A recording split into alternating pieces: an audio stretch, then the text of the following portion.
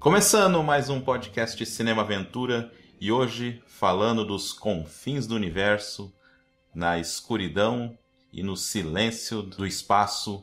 Hoje nós vamos falar sobre Alien, o oitavo passageiro, filme que revolucionou um gênero, dirigido por Ridley Scott em 1979. Essa que vai ser a primeira parte, que a gente vai falar da saga Alien em duas partes, e nessa primeira parte sobre este grande filme, um dos meus preferidos. Só aqueles recadinhos básicos: se você estiver gostando do Cinema Aventura, por favor, se inscreva, que isso é muito importante pra gente, principalmente você que está nos acompanhando no YouTube, porque estamos no Anchor, no Spotify e no YouTube. Também temos uma página no Instagram e no Facebook. Então, por favor, seja membro aí do podcast Cinema Aventura, porque a gente sempre está divulgando os próximos programas, principalmente no Instagram e no Facebook. Então, se você quiser acompanhar mais a gente, dê aquele joinha, se inscreva no canal, dê essa força pra gente que é muito importante. Então, hoje, eu aqui, Marcos Damiani Lobo, vou recepcionar ele que já esteve no nosso primeiro programa, hein? Esteve no programa anterior e vai retornar agora para falar de ficção científica. Não é só de filme de porrada que ele entende, não. Ele entende de muita coisa, inclusive ficção científica. Leandro Tonello.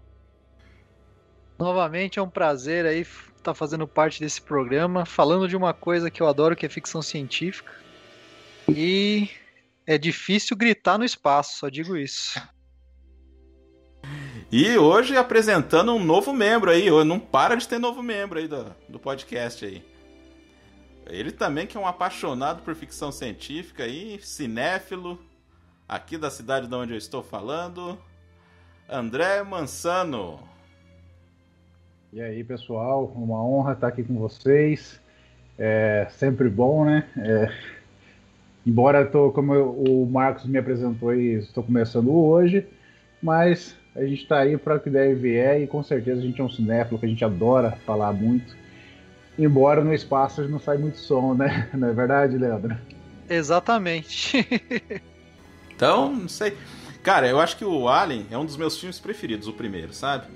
E, cara, eu já devo ter assistido umas 12, 13 vezes já, viu? Porque assisti na TV, assisti em VHS, assisti quando eu gravei em VHS. Me lembro muito bem que nessa fita que eu gravei em VHS, passou no mesmo dia, 2001 e Alien. Não sei como é que aconteceu no intercine da vida, aconteceu esse evento. Caramba, dois clássicos. Pois é. E o que eu posso dizer, né? E vocês aí, já faz tempo aí que vocês conhecem o Alien? Repetindo, gente, a gente vai falar da quadrilogia, mas nessa primeira parte. E aí, Leandro? Então, eu lembro que eu assisti primeiro Aliens, cara, antes de assistir o primeiro Alien. Aí, pra mim, o universo Alien era filme de ação, etc. Então foi muito estranho ter visto o Alien depois, assim. Mas eu também digo, é uma das melhores ficções científicas, assim, e uma das minhas favoritas também. E a gente vai falar bem dessa diferença entre os dois, né? Entre os dois filmes, mas nossa, o primeiro Alien, sem dúvida nenhuma. E eu lembro que eu assisti o Aliens, né? Que seria o segundo. Acho que numa tela quente da vida, alguma coisa do tipo, nos anos 90. E depois eu fui assistir em VHS o Alien e, nossa, me apaixonei por todo o universo, né? Cara, o meu já começou um pouco diferente. Eu lembro que eu tinha. Não vou lembrar o ano certo, mas era moleque, né, na época ainda. E eu fui num sebo, encontrei um livro do Alien, o Oitavo Passageiro.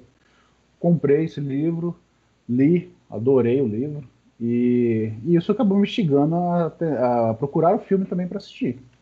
Só que com aquele medo, né? Porque geralmente quando você lê um livro e vai ver o filme, você fica com aquele receio, né? Será que vai atender a expectativa e tudo mais? E aluguei o filme na época para assistir. E simplesmente adorei o filme. Logicamente que a gente tinha que considerar alguns detalhes da época, questão de efeitos visuais, mas mesmo assim foi muito bom. Até depois eu vi que, se não me engano, o livro veio depois ainda do filme. Mas foi maravilhoso. E, que nem o Leandro falou, do segundo eu acabei não assistindo porque eu tinha medo de estragar aquela magia do primeiro, né? Magia entre aspas, né? Para dizer aquele suspense, aquela tensão. E eu vim assistir o segundo muitos anos depois. Eu acho que eu acabei assistindo o 3 e o 4 primeiro do que o segundo, pra vocês terem ideia. Mas, como o Leandro falou, a gente vai comentar mais aí, tem uma certa distinção muito grande entre os dois. Na verdade, entre os quatro, né? Na verdade. Foi assim, eu comecei através do livro, no caso. Muito bem. Eu não li o livro, eu vou ser sincero pra vocês. Eu não li o livro justamente pelo contrário. Pra achar que. Ah, não sei, sabe? Aquela coisa que. Eu sei. Não, mas tipo assim, eu realmente não, eu vi assim, às vezes passando, igual falou assim, vai passar na TV e tal, mas eu não tinha interesse em assistir o filme. Porque realmente suspense, terror, assim, nunca foi muito a minha praia, né, por assim dizer. Mas eu acabei lendo o livro, adorei, acabei me apaixonando também pelo filme, que foi sensacional. Eu queria começar a falar um pouco da história que acabou surgindo tudo isso. O Dan Bannon, um cara que foi rejeitado por algumas faculdades, começou a fazer faculdade junto com John Carpenter, né? Uhum. O glorioso John Carpenter. Eles fizeram o Dark Star, que é um filme divertido. Eu não sei se vocês assistiram, mas é um filme bem divertido, assim, de ficção científica, assim, né? Tem umas coisas lá que, por exemplo, o cara fumando charuto dentro de uma nave espacial, que eu acho um absurdo isso, mas enfim. E acontece isso nos outros aliens, né? Mas assim, é um filme bem tiração de sarro do gênero e teve várias influências. O curioso é que o Dan Urbano nunca escondeu, porque uma vez perguntaram pra ele: você roubou esse alien de qual filme? Ele falou assim: de todos. Roubei esse roteiro de todos os filmes que eu assisti. Tem muita influência do Planeta dos Vampiros, do Cavaleiro lá, espacial, e também do. Tem o final do Planeta dos Vampiros, lembra muito o final do Alien, assim. Sim. Lembra, assim, aquela situação do porquê que tá acontecendo aquilo na nave, entendeu? Lembra Entendi. bastante. Pegou também ideias do Planeta Proibido, clássico também, Uhum. dos anos 50, e do A Coisa, né? Que é o The Thing, né? O original, né? Uhum.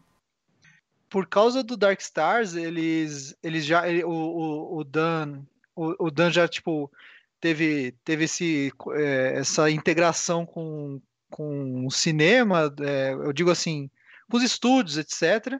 Aí na década de 70, que depois do Dark Star, que surgiu o projeto do Duna, né, do Alejandro Jodorowsky, né, que acabou não vingando, Uhum. mas que juntou uma equipe que, graças a essa equipe, que existe o Alien, né? Tinha lá, além do Ron Shusett lá, que tinha lá, tinha o Giger, né, que acabou fazendo o Alien, né, acabou fazendo o designer do Alien, ele estava envolvido também. O Chris Foss, que fazia ilustração de ficção científica, fazia capa de livro do tipo, assim, né, também estava envolvido e acabou se envolvendo com o Alien também. Cara, assim, só um parênteses aí do Duna.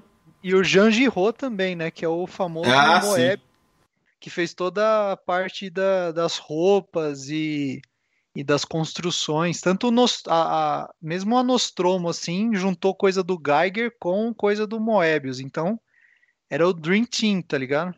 Não Ah, fizeram sim. o Duna funcionar, mas Alien surgiu porque o O'Bannon, se eu não me engano, ele ia gerenciar a parte de efeitos especiais do É Jodorowsky. porque, porque ele tinha feito o Dark Star, né? Os efeitos do Dark Star, né? Exatamente. Que graças lógico, ao Duna que nunca aconteceu, rolou o Alien, mas muita gente não tem noção disso. Então, quem quiser se aprofundar mais nessa parte, tem o documentário, né? O Duna de Jodorowsky, que é de 2013, que explica todo esse conceito, né? Porque Duna meio que foi tão grandioso o projeto que se mostrou infilmável, né? E desse projeto infilmável que surgiu o filho um bastardo e maravilhoso que é o Alien, né? Esse filme aí ia ter o Orson Welles, ia ter o Salvador Dali. O Orson Welles ia ser o Harkonnen, ia ser o Barão Harkonnen. O Dali, eu acho que ele ia ser o Imperador. Nossa, ele queria fazer o impensável. Não, e a trilha sonora ia ser o Pink Floyd, né? Ia ser o Pink Floyd então imagina isso, cara, imagina. E ele queria fazer um filme de 5 horas. Então era infilmável. O Jodorowsky viaja. Pra quem não conhece, ele é muito louco, assim, muito interessante ir atrás da filmografia do cara. Mas nossa, você vê o filme dele assim, você não tá muito familiarizado com cinema, eu acho. Você meio que fica meio perdido, assim, tanto que acho que pouquíssima gente da nossa época, assim, conhece muito o cara e se conhece, sabe as loucuras que o cara faz. Então imagina, é muita. Quantos egos o cara ia reunir, né? Nossa senhora, você é Não, louco. ia ser o fracasso mais espetacular de todos os tempos, isso aí, cara. Ia ser maravilhoso, cara. Por mais que ninguém gostasse e assistisse, ia criar como que falam, um fã-clube inacreditável. É igual os outros filmes dele, né? É. Mas na sua opinião, o que você acha que fez isso não acontecer? Cara, budget. É, foi exatamente isso. O projeto era muito grande, cara. É que assim, o Jodorowsky, depois que ele fez El Topo e acho que como que é o nome? Montanha Sagrada. Sagrada, isso. Depois que ele fez esses dois filmes, que são ótimos filmes, mas eles são muito autorais, cara. Então, assim, você pega um cara como o Jodorowsky, que ele literalmente queria fazer uma viagem lisérgica em forma de filme. Então, o cara tinha aspirações quase inalcançáveis. E quando ele vendeu isso para os produtores de Hollywood, os caras falaram: Meu, não tem como. Só que, assim, ele já foi com um script, tudo pronto. Só que os Entendi. caras falaram, gente, não tem como gravar isso, não tem, não tem como. Aí morreu o projeto. Mas desse projeto ter morrido, surgiram coisas como Star Wars, surgiu Alien. Então, assim, se você vê, é por isso que eu até sugiro para quem estiver escutando, ver esse documentário, porque você vê que como esse maluco, que Jodorowsky é um maluco, como disso nasceram várias coisas maravilhosas, tanto no universo do cinema quanto no universo dos quadrinhos. É, sem isso, por exemplo, não ia ter a Casta dos Metabarões, que é um quadrinho muito fantástico do Jodorowsky, e outros quadrinhos que ele, em parceria com o Moebius, que ele fez. Então, assim, o cara é fora de sério, assim. Só que muito fora do tempo dele, né? Queria dar um salto muito maior do que a perna. E, enfim. Mas é legal. Conheçam, gente. Conheçam esse documentário que é muito bom. Já que agora vai lançar o Duna, né? Tá aí pra lançar, então tem que ver isso aí, como é que era pra ser antes. Voltando ao Alien aí, o estrangeiro aí, voltando ao estrangeiro. O que aconteceu então? O Dan O'Bannon e o Ron Shusett, eles tinham dois roteiros pra fazer. O Ron, ele tinha os direitos do que se tornaria o Vingador do Futuro. E o Dan O'Bannon já estava escrevendo lá o Alien e tal, e eles resolveram fazer o seguinte: vamos fazer o Alien primeiro, porque vai ser um filme à la Roger Corman, ou seja, vai ser um galpão cheio de coisa e vamos gravar lá e vai sair baratinho isso aí. E deixar o Vingador para depois, porque ia ser um filme mais caro, né? Já tava querendo pensar lá na frente, né? Enfim, foram atrás lá do Roger Corman, quase que saiu o negócio. Procuraram o Max Haggard pra fazer o negócio, só que assim, começou meio a avacalhar o negócio. Só que eles conheceram o pessoal da então nova produtora, a Brandywine Pictures, né? E lá tinha o Walter Hill, o David Gillis, que era o outro coprodutor. E, cara, e aí o Alan Ladd Jr., também, a gente falando de novo dele, né? Eu tinha falado do programa do Coração Valente, agora falar de novo dele. Enfim, eram os três que toparam o negócio. Era pro Walter Hill dirigir o filme. Só que ele não é um cara assim muito flexível, né, cara? Tanto que ele e o Giller, tipo, pegaram o roteiro do Dan O'Bannon e começaram a reescrever tudo. Diz que o Dan O'Bannon ficou bravo um dia lá que ele chegou. Aliás, ele não ficou bravo um dia, né? Vários dias ele ficou bravo. Vários episódios ele ficou bravo. Num que o Walter Hill chegou lá e falou assim: a melhor coisa que eu posso contribuir pra fazer esse filme é porque eu odeio ficção científica. Nossa senhora. Aí você já vê, Ok. aí o Dan O'Bannon já tava se coçando já, né?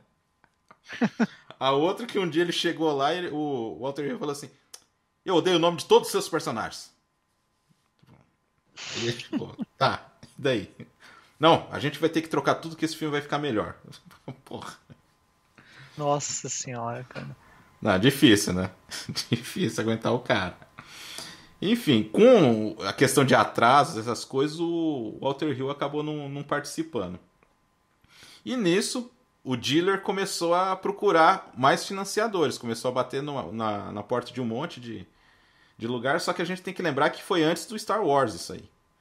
Então, quer dizer, ficção científica tava meio cambaleante ali, né? Aí tinha ficções? Tinha, mas não com alienígena, esse tipo de coisa. Tinha mais aquelas questões de futuro distópico, que estava muito na alta, então questão space opera ou qualquer coisa que remetesse a isso não estava muito na moda.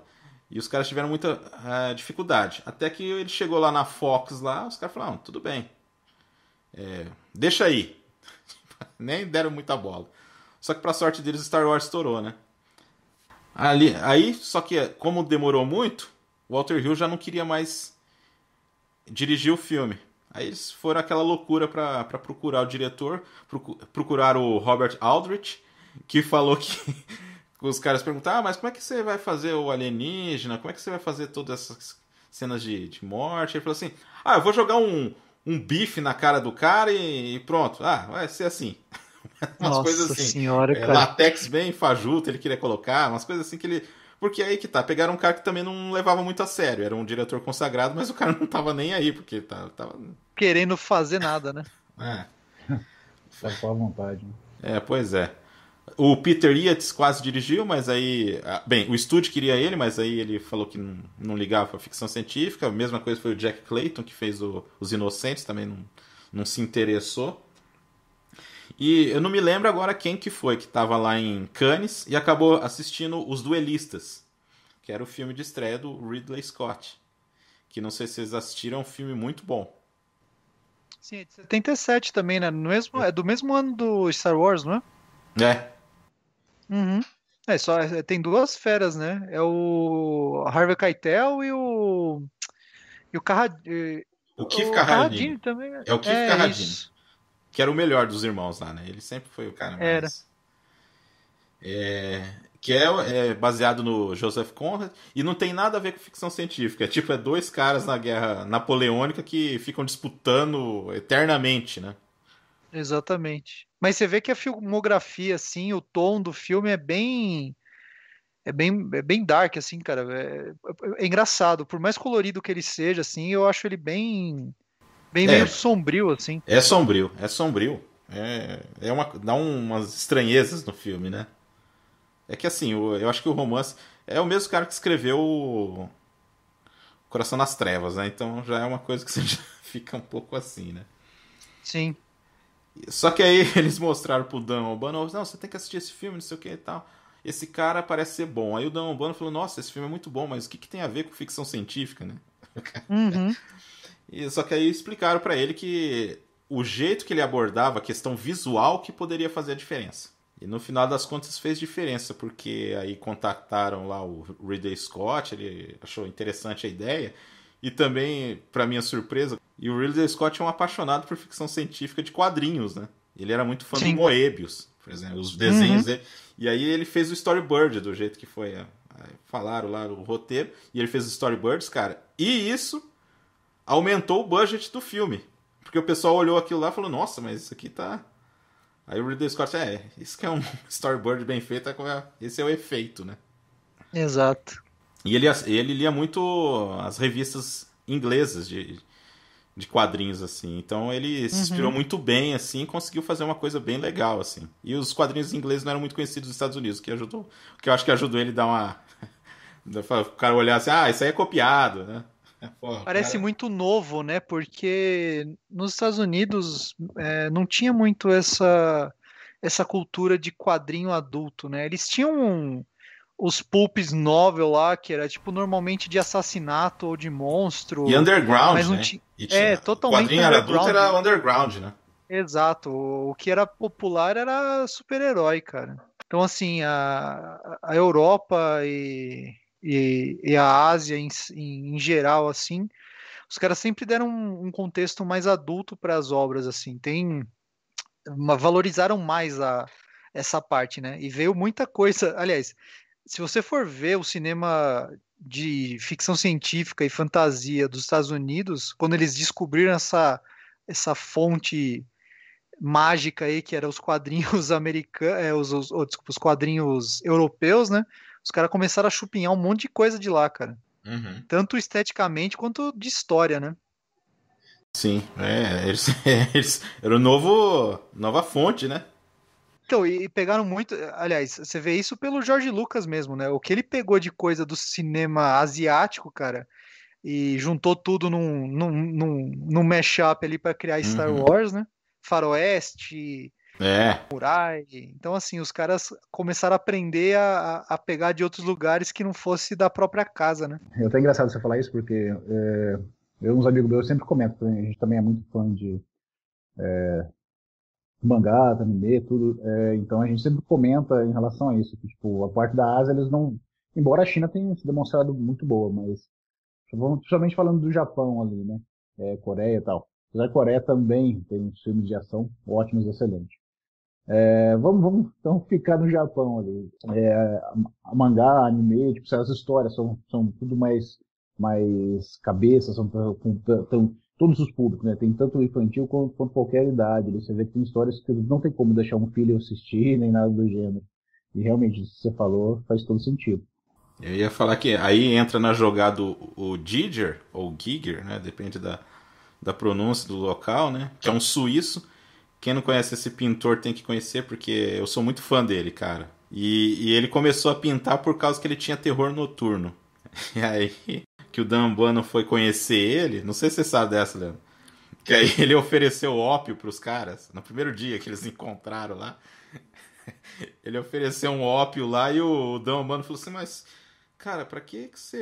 porque assim, quem não viu o Giger, ele parece que nem o Ron Schuchet fala, que ele é uma mistura de Peter Lorre, que é tipo meio corcunda de Notre Dame, com um vampiro. O cara é muito estranho.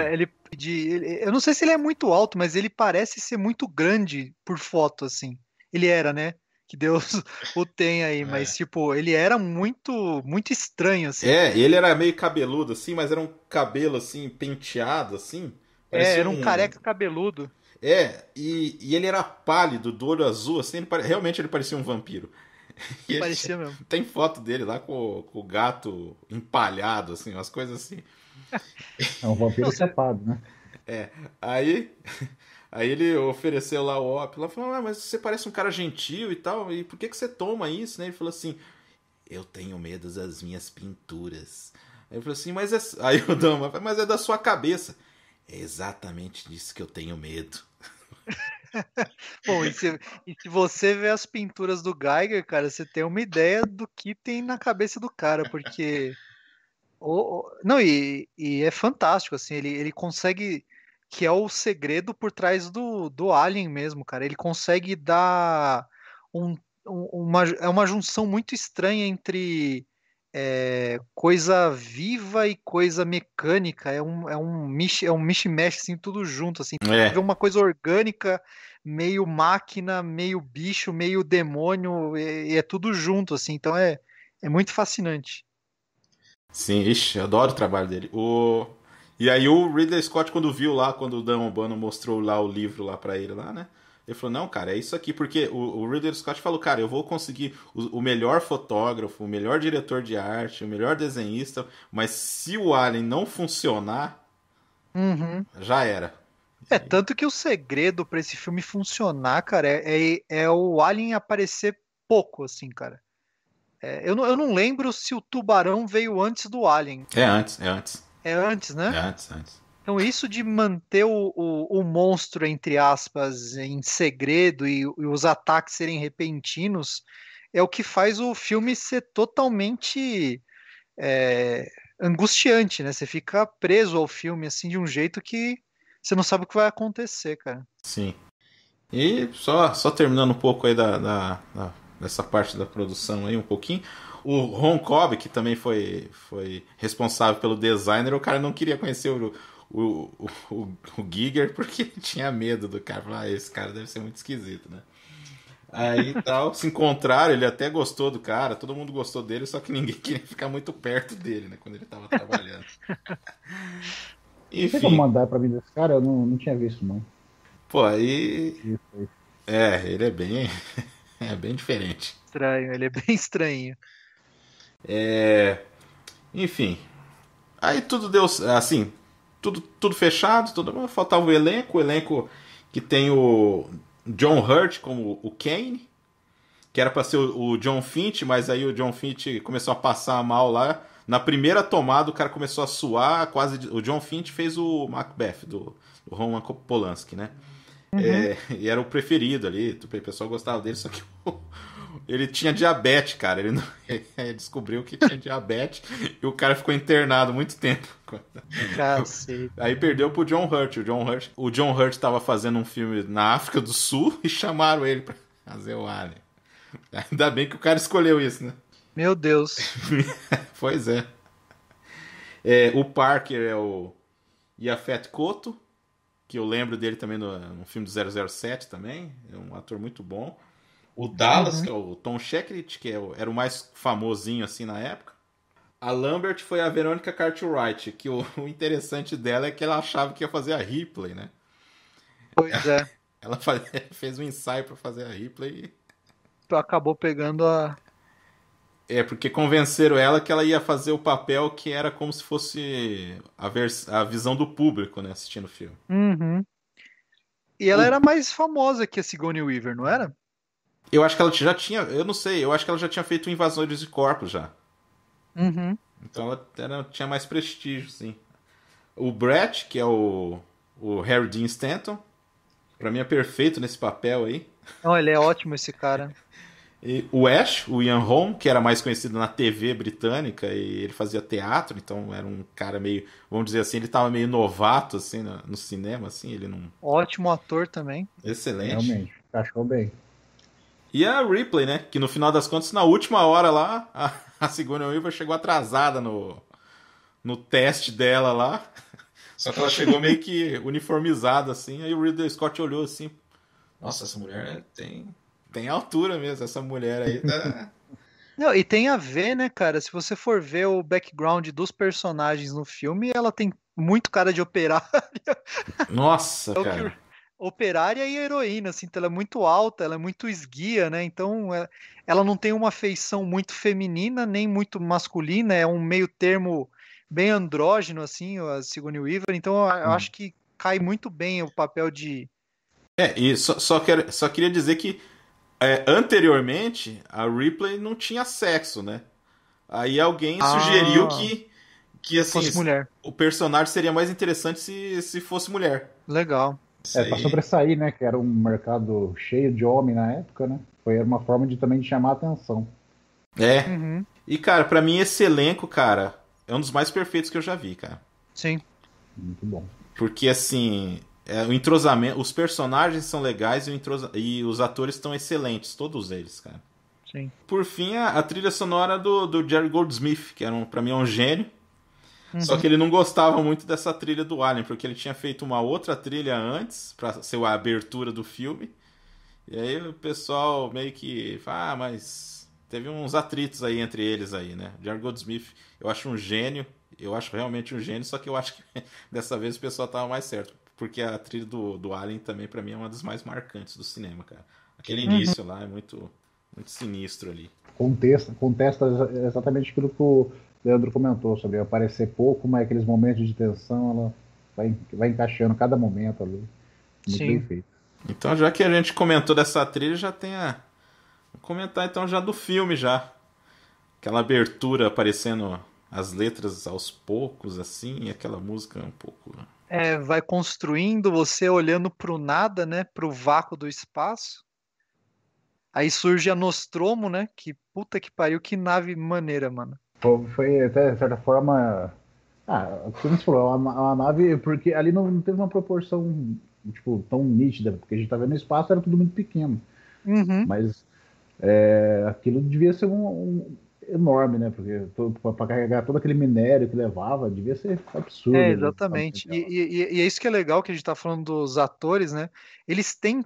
Isso é muito legal do filme, porque quando você assiste, o que torna ele mais real é que ninguém ali tem cara de modelo ou tá limpinho.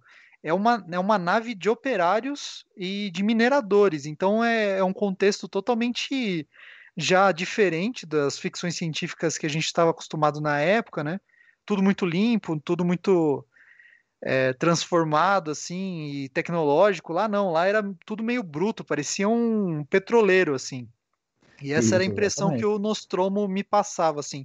Uma coisa que eu pesquisei sobre o Nostromo o nome é de um livro, não sei se vocês sabem disso. Assim, de 1904, né? Uma coisa assim. Então, ele foi escrito pelo mesmo cara que escreveu o Heart of Darkness lá. Ah, o Joseph Conrad, né? Isso.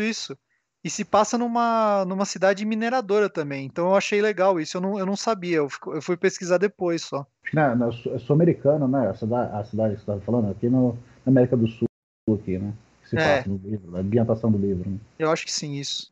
E a forma dela ser tipo uma indústria que é incomum, né? Porque a gente tem uma noção muito estranha da necessidade de aerodinâmica no espaço, sendo que no espaço não tem Não precisa, né? vácuo, né? É. É, exatamente. Precisa de flaps, essas coisas É. assim, né? Exato. Ele é um petroleiro jogado no espaço e a forma que ele é muito estranhão, assim, é muito bonito, cara. É uma das minhas naves da ficção que eu mais gosto, assim, acho muito da hora.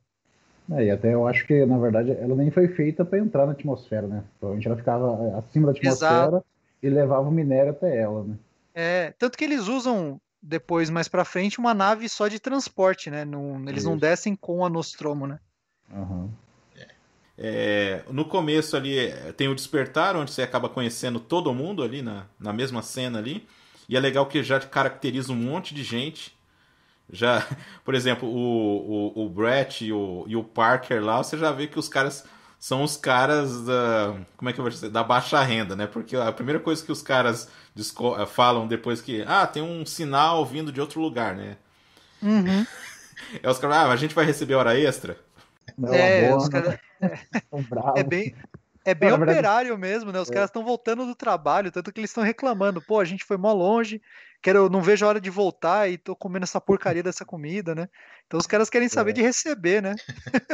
e até mesmo antes de contarem que estava o sinal, né? Eles já falam que eles deviam receber o abono igual, né? Tipo, igual os outros. Aí o Dallas fala para ele assim, fala que eles vão receber exatamente o que eles foram contratados, de acordo com o que estava com o contrato. Mas eles já estavam até reclamando antes mesmo de saber do sinal, que é bem legal. Falar, porque assim, eles estão lá no Nostromo e recebem uma mensagem lá de um sinal assim, e eles vão investigar esse sinal. Porque é lei. Toda nave que estiver passando e tiver um sinal tem que investigar. Não importa se ela é militar ou não, né? Aí eles vão parar lá no planeta lá. Planeta que não. Eu acho que tava meio. Não era. Era fora de rota, alguma coisa assim, não é? Era fora de rota, totalmente fora de rota. E Quer dizer, a eles. gente pressupõe que era, né? Então. Claro que não está mapeado, né? Que ainda não tinha sido mapeado, não tinha sido triangulado naquela parte do espaço e tal. Não sei que eu esteja confundindo, mas se você não me engano, ele fala algo assim. No começo, sim. E eles vão descendo lá, eles acabam. Beleza tal. Aí que eu acho que é uma parte mais longa ali na nova versão. Acho que na outra dá uma cortada, assim. Já aterriza lá no planeta. Eu não sei se vocês sabem que os filhos do Ridley Scott estão no filme. Não sei. O Jake e o outro irmão lá, que eu não lembro o nome. Não sabia, não. Que é o seguinte: eles criaram uma. Quando a. Eu ia falar a pata da nave. Como é que é o nome daquilo lá, cara? Que a gente pode falar? Trem de pouso? O trem de pouso, boa. Trem de pouso, verdade, esse que é o nome. Quando eles construíram um trem de pouso que tinha que ser do mesmo tamanho que eles imaginavam que era a nave. Aí eles criaram lá um negócio enorme de 18 metros, mas mesmo assim ainda tava na escala menor do que eles acharam que ia ser. Aí o que eles fizeram? Eles pegaram dois uniformes infantis, o mesmo uniforme, só que infantil, e colocaram os filhos do Ridley Scott pra fazer. Eles descendo da nave. São eles que descem ali na nave. Ah, que da hora. Aí eles acabam a participação aí do pessoal aí. Me lembrou da cena do Senhor dos Anéis, lá que tem o cara falando. Isso que eu ia falar, o Peter Jackson teve com quem aprender, então. Né? Exato. E, cara, é toda uma ambientação fodida nessa parte aí que eles vão descendo. Cara, é muito assim, o filme é muito climático, assim, o filme é muito de clima mesmo. Muito bom. Até mesmo a própria tempestade que ocorre no espaço, no espaço não, naquele planeta, né? Aquela tempestade contínua que fica açoitando a nave, é muito, muito bacana. Estava falando toda a questão do filme, por ser do espaço e tudo mais. Lógico, tem muito furo, né? Ninguém ia catar um lança-chamas e ia ficar atacando dentro de uma nave, né? Queimando ali, mas tem uma cena logo no começo, eles estão saindo do planeta, voltando para a atmosfera, saindo fora da atmosfera, voltando para a órbita, onde voltar para Nostromo ali. Uhum. E eles até falam assim, na hora que ela tá ligando ali, tudo eles falam assim, ativar a gravidade artificial. Aí você pensa, mas o que isso tem a ver? Né? Mas fala assim, só o fato de ter mencionado isso explica por que eles saíram e continuaram ainda andando normal, sabe? É uma cena bem rápida, mas assim, que quase ninguém vai prestar atenção, mas quem presta atenção faz total sentido, assim, né, no filme, assim. Eu achei bem legal, tipo, uma coisa simples, mas que deu a importância, uma razão do porquê tá todo mundo andando na nave, ao invés de estar todo mundo flutuando, né. Aí o John Hurt, coitado, entra lá, né? Que aí é todo um cenário ali construído pelo Giger? O que eu vou falar, Leandro? Como é que você fala aí? Eu falo Giger, cara. Giger. Tá, vamos falar Giger então. Vai. Provavelmente.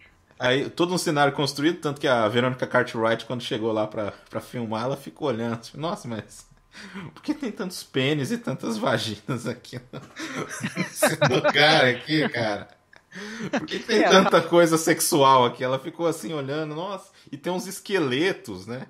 Porque também tem esqueleto de animal lá, né? Isso que eu ia falar, tudo do Geiger é pênis e vagina, cara. Biomecânicos. Nossa! E aí, cara, mas assim, é um cenário que até hoje eu tava revendo lá o Homem de Aço lá, cara, tem influência do Giger lá, cara. Os uniformes dos kryptonianos, cara. Os uniformes, mano, a nave onde eles identificam, eles acham o Space Jockey lá, né, o alien gigante olhando no telescópio lá. E toda a nave, todo o contexto dela é muito bonito, cara. Até hoje é bem feito. Eu sei porque eu assisti recentemente com a minha esposa de novo, ela nunca tinha visto. E ela fala, cara, esse filme é de quando? Eu falei, esse filme um ano depois, se eu não me engano, do Star Wars. Ela falou, caramba. Até hoje os efeitos são bons, assim.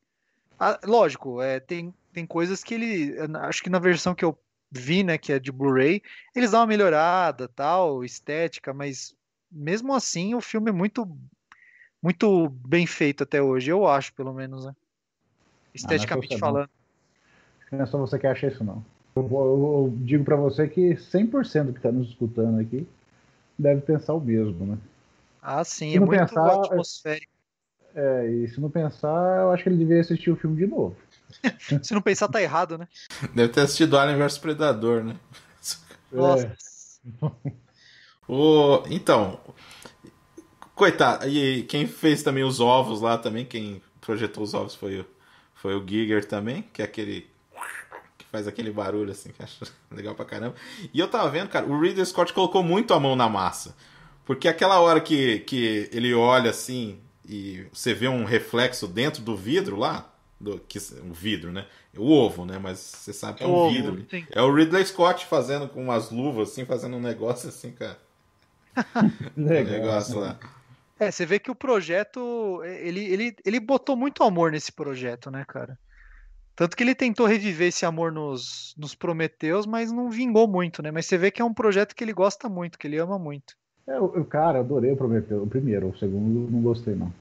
Eu não vi o Covenant também até agora, cara. Eu não desgosto do Prometheus, não. Eu também não. Eu acho que o Prometheus tem falhas, mas falhas de personagem. O filme em si, toda a ideia dos engenheiros, tal, eu acho muito maneiro. O problema é umas coisas burras, assim, de personagem, tipo, coisas que os personagens fazem que, tipo, cientistas de verdade nunca fariam, entendeu?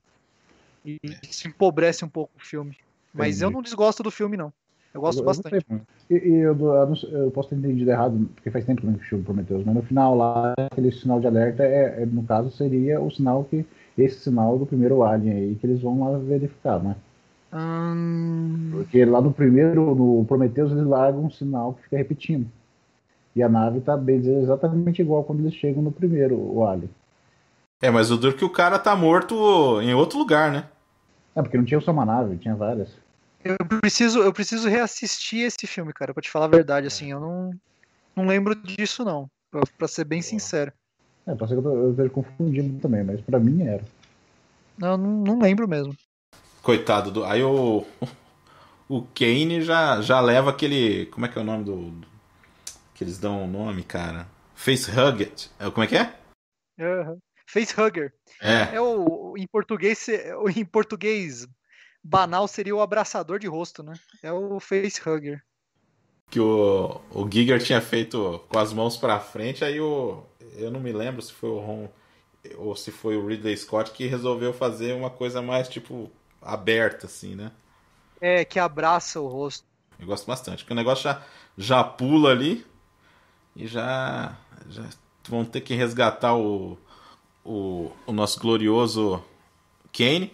Aí já tem a segunda briga ali da tripulação, porque o interessante. Cara, por isso que eu falo, é um roteiro muito bem feito, porque é muito natural as coisas, né? Aquelas discussõezinhas lá no começo ali, né? Do café da manhã e tal. E aí essa discussão, tipo, não, mas ele tá em quarentena, ele tem que ficar em quarentena. E aí o Ash vai lá e abre pros caras entrarem com o cara contaminado, né? Aí depois a gente descobre que ele já queria isso aí, né? Exato. Mas ali, cara, Sigourney Weaver ali chega lá, né? A Ripley chega lá. Porque assim, ficou. Eu não me lembro. Foi o Dallas, foi a Lambert e foi o Kane, né? Lá pra baixo, Foi o né? Kane. Isso. Aí quando eles voltam ali, o Kane já tá lá na maca ali, né? Sendo examinado. A Dominado. Lambert tá ali do lado de fora ali, ela e os outros dois lá, os peão de obra lá. A Ripley chega lá e ela desce o cacete nela, né? Você queria deixar a gente morrer? E ela dá um tapa de verdade lá na Sigourney Weaver lá. Ela até chorou lá na hora lá, mas enfim, vamos atuar, né? É. Porque pegou o papel, né? Dela tava meio que ressentida ainda. Cara, então, o pessoal diz que as brigas dela com o Parker lá era pra valer mesmo, porque o cara meio que tava testando ela, né? Uhum. Eu acho que é por isso que isso parecia tão natural, né?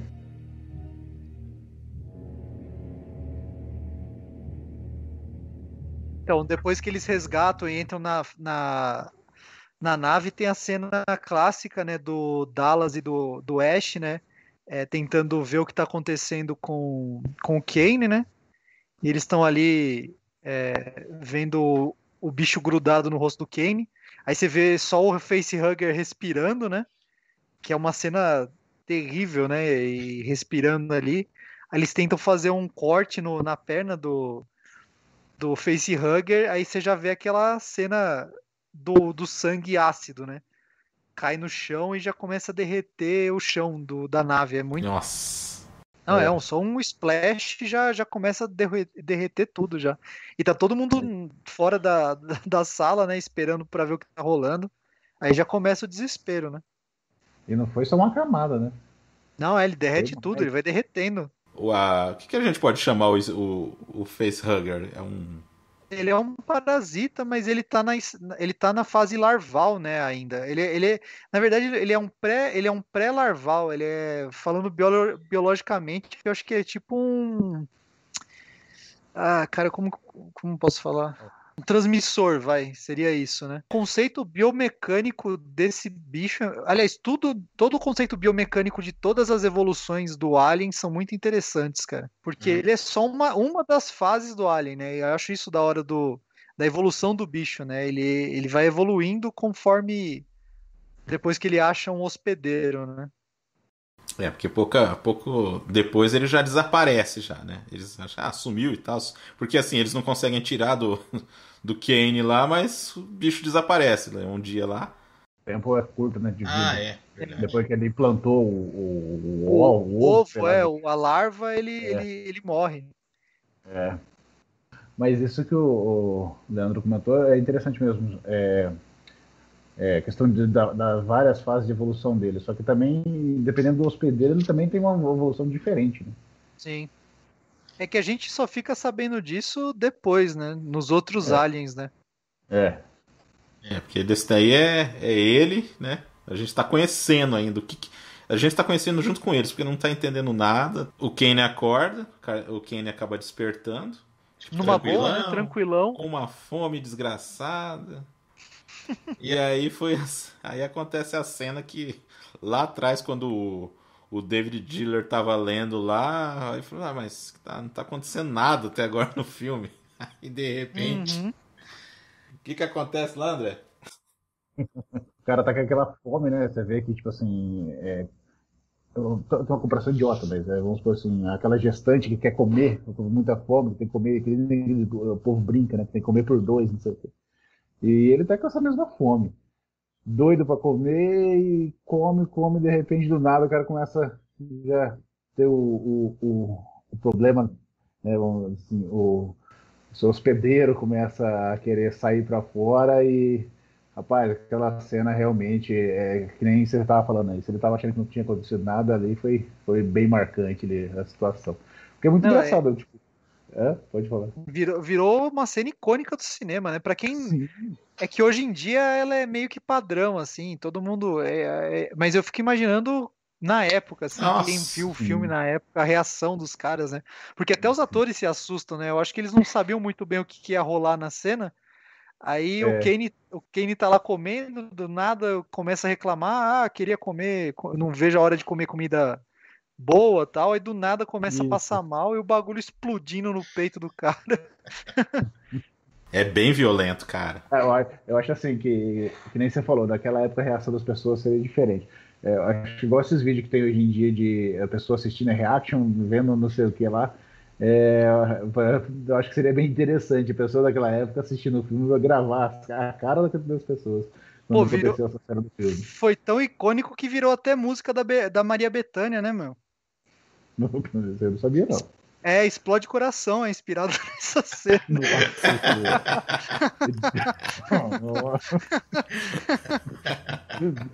Piadinha. Piadinha no meio do podcast. Entendi. Caramba. Ainda bem que a cena do filme é melhor do que a música. Nada contra quem gosta da música, tá? Se alguém estiver escutando aí e for fã da música, pelo amor de Deus, gente. Mas essa cena é muito boa, né? E o animatronic, cara, que eu sou fã de animatrônico, cara.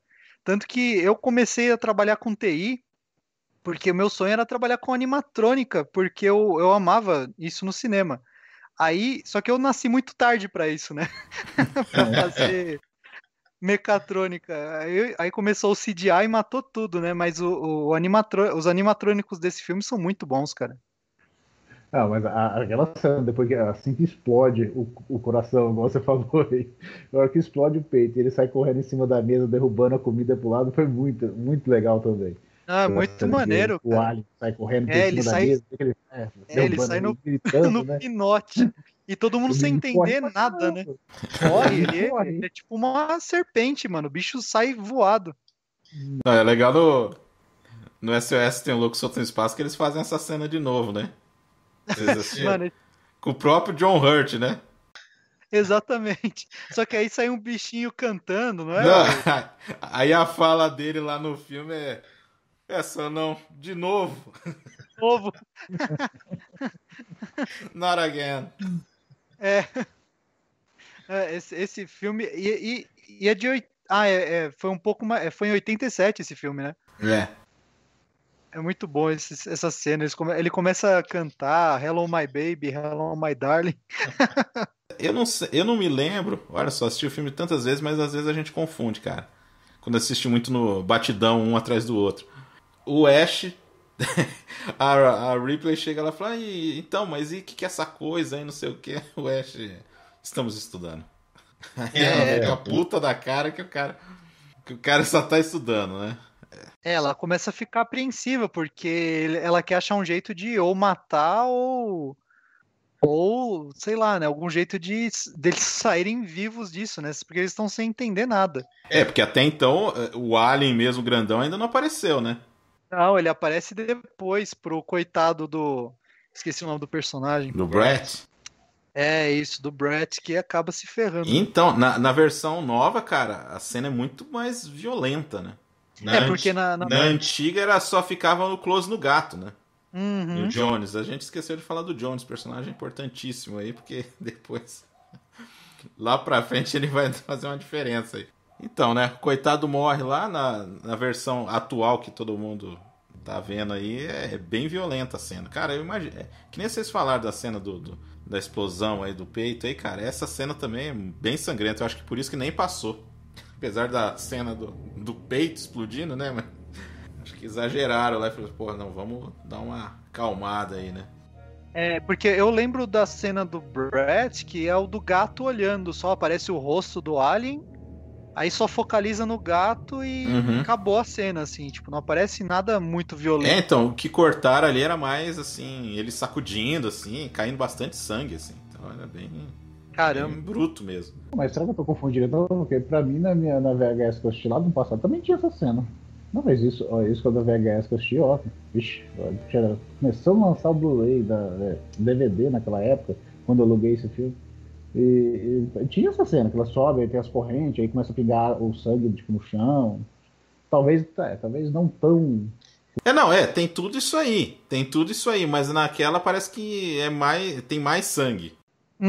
Acho que eles... um pouco mais de sangue. Assim, aí que eu falo, as alterações não foram tão grandes. Não tem tanta alteração nesse primeiro. No segundo tem, mas nesse primeiro não tem.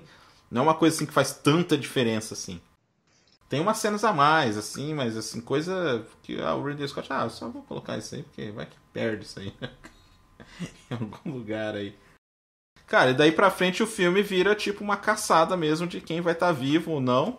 Até ter uma reviravolta ali, mas assim, os trabalhadores contra uma força completamente desconhecida e uma máquina perfeita, né? Porque se o bicho, o sangue dele é de ácido, né? Eles vão tentar fazer um planinho lá, e aí? Eles querem tacar fogo no bicho, né? Eles vão isolando as partes e vão querer tacar fogo nele, mas acaba dando errado, né? O Dallas acho que é o terceiro a morrer, né? Se eu não me engano. O segundo, né? Na verdade, ele fica vivo depois que ele morre, né? Mas... Na verdade, o Ali leva ele lá pro ninho, né? Ah, é verdade. Ele fica vivo, é verdade. Então, originalmente não tinha essa cena do ninho. Ah, tá. Entendi. Não tinha essa cena. É verdade. Realmente não tinha. Não tinha. E voltando a falar da ideia deles lá, como eu falei, eu não acho que seria uma ideia muito viável, né? Arrumar um lança-chamas e sair tacando dentro de uma nave, mas toda a situação da nave... Isso que eu ia falar, se você for pesquisar... Bom, estamos no futuro, né? Vamos presumir que a tecnologia mudou, né? Mas você pega uma nave espacial que está no vácuo e é totalmente cheia de oxigênio, você acende um fósforo dentro dela, você vai explodir a nave inteira, tá ligado? Exatamente. Tanto que você não pode ter... Os caras da Apollo... Antes da Apollo 11 ser lançada, os caras morreram dentro da cabine porque teve uma faísca dentro da cabine. Então imagina, uma faísca matou todo mundo. Imagina um cara com lança-chamas dentro da nave, pressurizada. Mas tudo bem, né? A gente releva, né? Não pode levar tudo ao pé da letra, senão não pode, sai o filme. Pode. Em Hollywood, as leis da física não se aplicam. Antes da gente já deslanchar aí, essa estética aí, cara, dos corredores, dessa ambientação aí, cara, é pra sufocar mesmo, meu. Tem umas coisas, uns corredores escuros, é tudo, putz. E ele remetendo também àquela parte que eu falou no começo, né? Pra lembrar realmente que era uma nave mineradora, era uma coisa mais, como posso dizer assim, rústica, né? Não é aquela coisa sofisticada para ser tudo cheio de brilho, toda branquinha nas paredes, igual você vê em muitas cenas de filme ficção científica, onde a nave é totalmente branca. Ali não, era para realmente remeter isso, essa sensação claustrofóbica, juntamente com a música que dava remetia essa sensação. Então foi muito um plano assim que, tipo assim, talvez se nem aparecesse o Alien o filme inteiro, você já sentia uma tensão muito grande o filme todo. Sabe o que me lembra muito? Manja o Das Boot, Uhum. o filme? É isso, tipo, os caras dentro de um submarino se ferrando, tá ligado? Só que dessa vez com um alien. Porque a estética do filme é muito isso, assim, ó, é muito bruto, assim. Então, e aí, assim, a primeira vez que o Alien aparece foi na cena do Brett lá, mas você mal vê ele. A do Dallas, ele aparece um relance, né? Assim, aí você dá pra ver a mesma cara.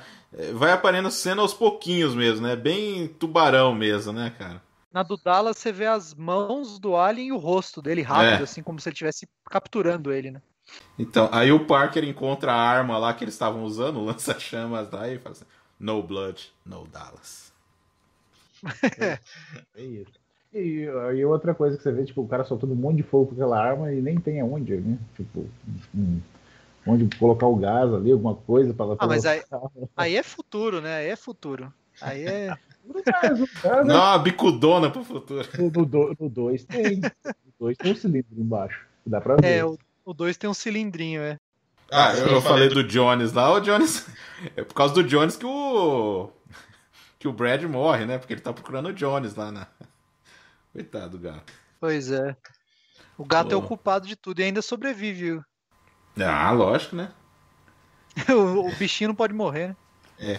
Eu acho que ali na sequência, cara, que a Ripley descobre, né? O plano do Ash, né? Logo em seguida, que aí o Ash entra em loucura, né? Que ele tenta até matar a Ripley, né? É que ela entra lá da mãe, né, pra falar com a mãe, porque como ele o Dallas entra. morre, daí ela assume, daí ela tem acesso à mãe lá, né? Que é Isso. o robô da nave chama mãe, né? Exatamente. Ele descobre que qualquer. Como é que. Qualquer um já é descartável, né? A partir do momento que você descobre qualquer tipo de organismo vivo, inteligente ou não, que seja explorável, a Wutani, acho que ainda é o Wutani, né? A empresa, não sei se vocês lembram disso, porque tem todo o lance da empresa. Até o 3, né? No quarto daí já não é mais, mas. Tanto que no quarto quem compra é o Walmart, parece que ela compra a empresa. Walmart. Isso, Weyland Yutani, cara, é o nome da empresa. Eu lembrava que era 2 nomes. Então, é que no Alien 1 e os parâmetros da mãe são esses, né? Que depois aí você vai descobrindo, mais pra frente a gente conhece até o Weyland e tal, que é a mega corporação, né? Que aliás nos anos 80 era todo mundo, né? 80 e 90 os caras já previam as grandes corporações tomando conta de tudo, né? Eram os grandes inimigos, né? Exatamente. Eram não, né? Até hoje. Só que eles fizeram só uma previsão só. A gente tá falando do Ash, né? Isso, a gente tá falando do ataque do Ash. Que é bem brutal também, né? Uma coisa bem. Arranca o cabelo dela, assim. Eu acho. A direção do Ridley Scott ali, cara, incrível ali, cara. Os planos ali que ele faz ali pra fazer isso aí. E você vê a força do Ash, né? Sim, você sente aquele baixinho lá, cara. Sem expressão. Essa cena aí que na pré-estreia lá, o Lanterninha do cinema desmaiou nessa cena aí. Na hora que o cara bate na cabeça do Ash e arranca fora lá, o Lanterninha desmaiou lá. Mas assim, cara, ele com uma mão enfiando um jornal, tentando matar a Ripley com um jornal. Sufocando, né, com a revista.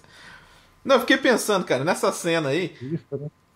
Essa cena ali tem um cantinho ali que só tem mulher pelada, né? Eu fiquei pensando, porra, mas no canto de uma sala tem um lugar específico que o cara colocou uns pôster de mulher pelada.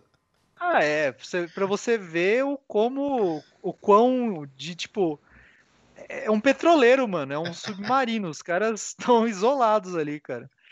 E a cena do Ash perdendo a cabeça até hoje dá uma Nossa. angústia do caramba, né? Aquele Ah, bagulho branco escorrendo. é muito bem feito, cara. Não, muito bem feito. Aí, tudo bem, aí o Ridley Scott falou assim, tudo bem que ele faz uns movimentos com a mão um pouco suspeitos, né? Ridley Scott. Pois é. É legal lá na hora que o Parker arranca a cabeça do Ash lá, ele fala assim, Ash is a goddamn robot. Muito bom, Fica cara. desesperado, né? Muito... Nossa, cara, eles são muito bons, todos ali é muito foda. Coitados, aí, porque assim, é um inimigo a mais que você não esperava. Aí que tá. Depois, cara, isso aí foi copiado, foi falado, foi repetido tantas vezes, cara, que você. Pois é. Putz, meu. Virou trope, né? Mas na época foi revolucionário, né? Como Nossa. tudo, né? Esse é um filme complicado, assim, cara. Esse é um filme de contextualização também, viu? Porque o que foi copiado tudo aí, cara. Sim. Tanto que eu acho que o pessoal mais jovem que for assistir hoje em dia, se interessar em assistir, vai falar, pô, mas isso aqui é copiado de tal. Não, mano, é tudo copiado desse filme. Exato. Pior que tinha uma cena, eu ia comentar isso até, que tinha, agora eu não consigo lembrar o que eu falei assim, serviu para inspiração para tal cena. Agora eu não consigo lembrar o que era. Mas eu vi muitas dessas referências, né? Dessas referências não, né? Que originou tudo.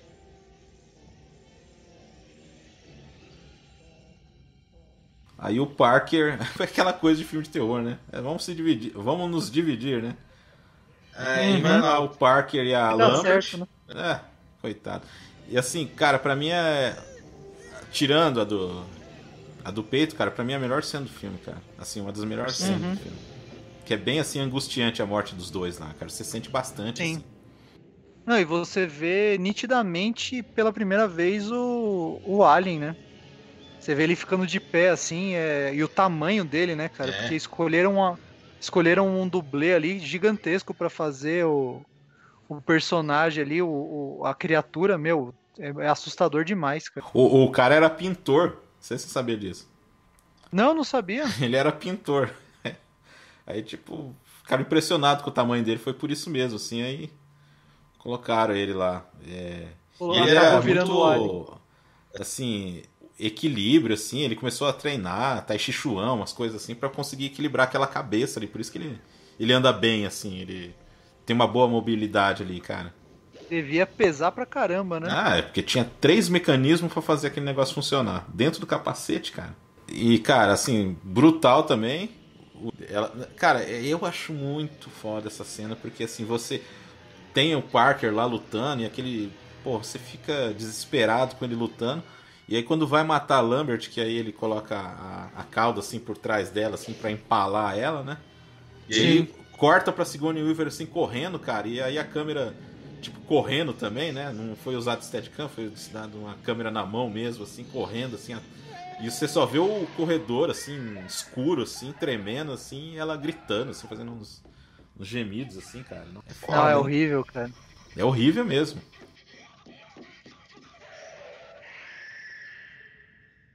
E ela vai explodir sozinha lá, o negócio chorando, coitada. E aí ela faz. E é legal, cara, do filme também, que você entende todos os mecanismos que são feitos, né? Tipo, você sabe que tem que. O jeito que ela faz lá, que ela demonstra lá. Só ia falar que a parte de explodir é onde ela ativa, né? A autodestruição, aí tem 5 minutos para tentar desativar, demora 10 minutos para explodir, né? E aí 5 você pode desativar, depois de 5 minutos você não consegue mais cancelar a autodestruição da nave. Você falou o negócio de usar o oxigênio para explodir a nave, mas ela tinha um mecanismo mesmo. Aí eu acho que ela. Quando ela pega lá o Jones, novamente o Jones, né? Que na pré-estreia também o cara gritou lá: deixa essa porra desse gato aí! Tipo assim, deixa a porra do gato! O cara gritou lá na pré-estreia. Lá. Deve ter ficado desesperado, né? Aí ela pega ele lá, quando ela vai voltar pra Shuttle ali, depois dela ter ligado a ignição ali pra destruir tudo lá, ela percebe que ele tá lá, e ela tenta voltar lá e não rola, né? Até acho legal porque ela... Ah, mãe, eu coloquei todos os não sei o que e tal. Aí ela... Aí a mãe fala que não tem mais jeito, né? De reverter ali. Aí ela... Sua desgraçada! Isso, né? A gente esqueceu de falar que a inteligência artificial da nave também é uma filha da mãe, né, meu? Nossa! Ela lembra muito o do 2001 lá, o O HAL? HAL, exatamente. Mas o HAL é mais sacana, né? O HAL foi bem mais sacana, mas você vê a falta de sentimento das máquinas, né? E os caras ainda dão esse tom meio maligno pra elas, é complicado. Já mostrou um Android que tava lá, né? Querendo ferrar com tudo, liberando o bicho pra entrar, e o cara vai e coloca a mãe também cagando pros caras.